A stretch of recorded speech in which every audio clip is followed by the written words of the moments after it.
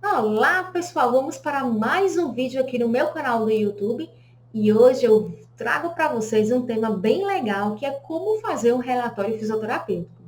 Eu, particularmente, confesso a você que no início da minha carreira, eu tinha uma certa insegurança e receio em escrever um relatório, porque eu tinha um medo de não colocar todas as informações necessárias, né, sobre aquele paciente para um outro profissional ler aquele relatório. Então, eu tinha uma certa insegurança e medo com isso.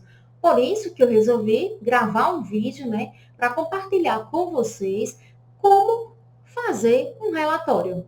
E nesse vídeo eu vou estar mostrando para vocês um passo a passo de como você fazer um relatório e não passar vergonha. Então, se você é fisioterapeuta recém-formado ou não, que apresente alguma dificuldade, né, ou receio de fazer um relatório, então fica comigo até o final do vídeo e que eu vou estar compartilhando com vocês esse passo a passo de como escrever esse relatório. Mas antes, eu queria pedir que você deixasse seu like aí no vídeo e aproveitasse também para se inscrever no meu canal do YouTube.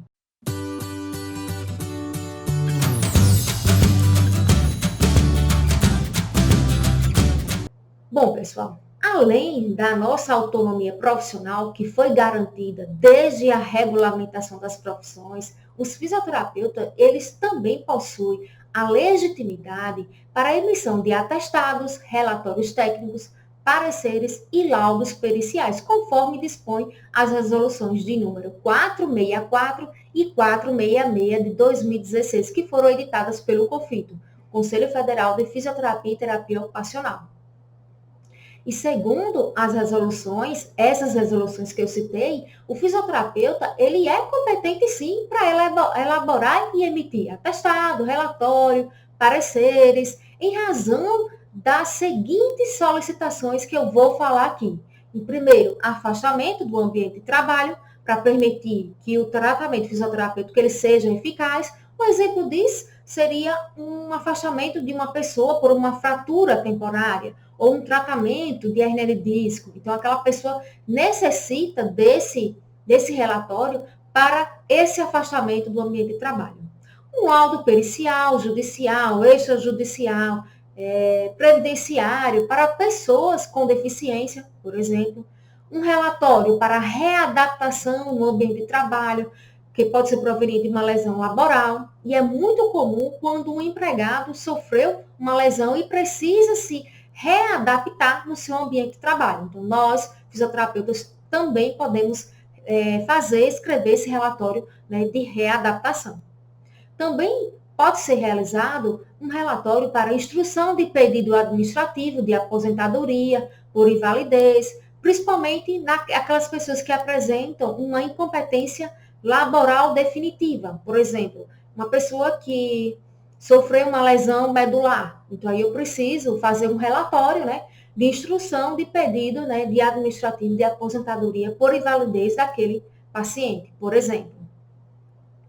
Ou também em outros casos que se fizerem necessários, né, para o uso do relatório. Por exemplo, eu também é muito comum na minha prática clínica eu fazer relatórios para compartilhar o caso clínico do meu paciente com um outro colega de trabalho ou com um outro profissional da saúde. Então, é muito, muito comum também fazermos esse tipo de relatório. Então, todos esses documentos, eles devem indicar o grau de capacidade ou incapacidade funcional, com vistas a apontar competências ou incompetências laborais transitórias ou definitivas, ou também mudanças ou adaptações nas funcionalidades, tanto transitória como definitiva, e os seus efeitos no desempenho laboral. E isso tudo que eu estou falando aqui ele está lá descrito lá nas resoluções 464 e 466 de 2016, certo?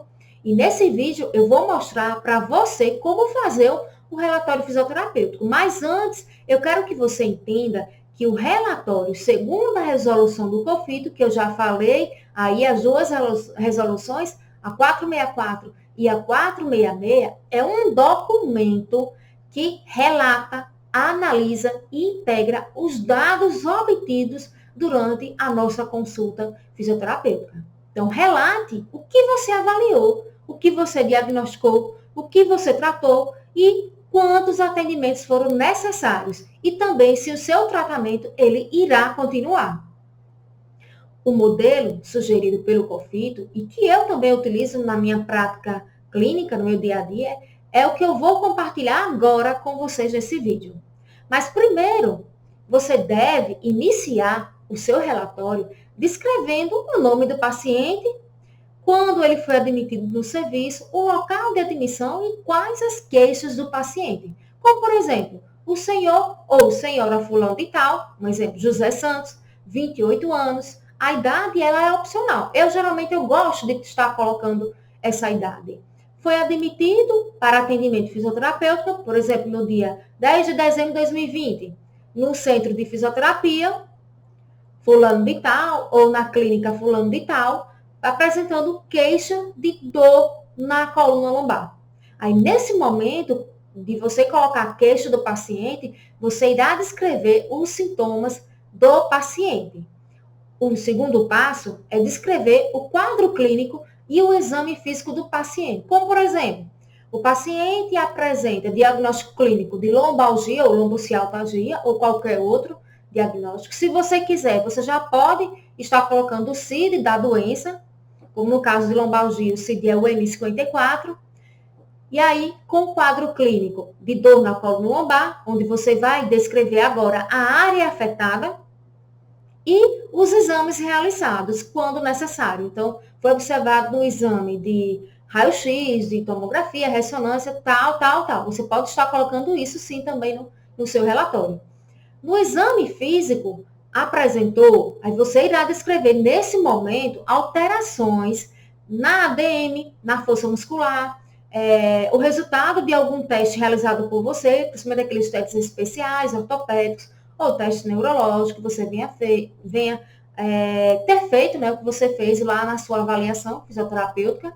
Você vai colocar a escala de dor utilizada ou outras escalas que você utilizou na sua avaliação. Então, esse é o segundo passo, onde você vai escrever o quadro clínico e o exame físico do seu paciente. O terceiro passo, ele é descrever o diagnóstico funcional, a exposição das limitações de ADM, os comprometimentos musculares ou outros comprometimentos que venham a prejudicar a funcionalidade daquele paciente. O quarto e último passo, você vai descrever os seus objetivos propostos. Nesse momento, você irá expor todos os objetivos desse paciente. Em seguida, você vai colocar o plano de tratamento que você deverá, né, relatar nesse plano. Se você vai utilizar terapia manual, eletrotermoterapia, cinesioterapia, você vai colocar seu plano de tratamento. E para finalizar, você vai descrever a evolução do paciente e se há necessidade de continuidade do tratamento fisioterapêutico.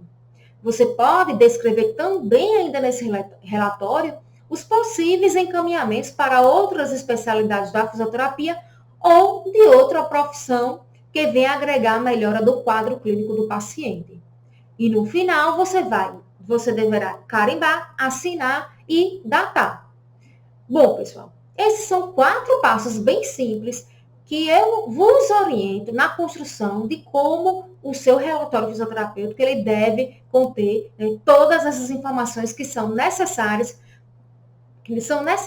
né, para construir um bom relatório fisioterapêutico. Que o primeiro é a informação, que é o nome do seu paciente, quais são o nome, a data de admissão, o local que foi admitido, quais são as principais queixas do paciente. O segundo passo, você vai falar sobre o quadro clínico, colocando o diagnóstico da doença daquele paciente, com o CID, que é opcional. Você vai colocar o exame físico. Em seguida, você vai colocar o diagnóstico funcional e suas limitações funcionais.